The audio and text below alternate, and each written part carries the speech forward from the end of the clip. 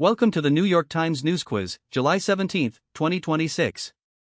In this quick dive, we'll test your grip on the week's headlines and give you the context you need to understand why they matter.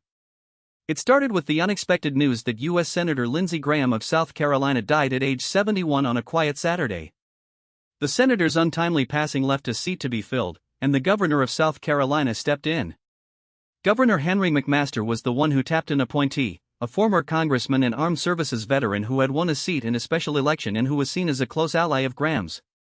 That appointment came through a simple but decisive gubernatorial action. McMaster called a special joint session of the state Senate and House to confirm the choice, and the legislature voted overwhelmingly to seal the new senator's place until the next election cycle. The second headline on the quiz concerns a dramatic turn in U.S. foreign policy.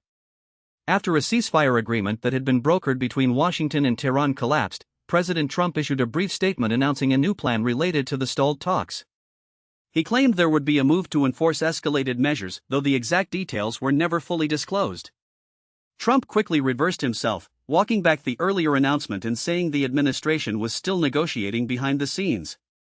The quiz asks which of the five names, Shane Beamer, Darlene Graham, Nancy Mace, Henry McMaster, or Joe Wilson, was appointed to finish Graham's term. It also prompts listeners to guess the specific nature of Trump's announced but retracted plan.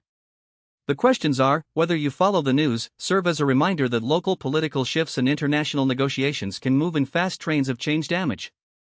Each answer captures a slice of the larger story, the resilience of democratic mechanisms after a sudden loss in congressional leadership, and the cautious, sometimes contradictory dance that politicians perform on the global stage. So whether you're riding the pulse of state politics or watching the flurry of U.S. diplomacy, this week's quiz challenges you to keep the whole picture in mind. Thanks for listening, and stay tuned for more daily dives that help you understand the news that shapes our world. Thank you for joining us on the New York Times News Quiz. Catch you again tomorrow for the next round of headlines and insights.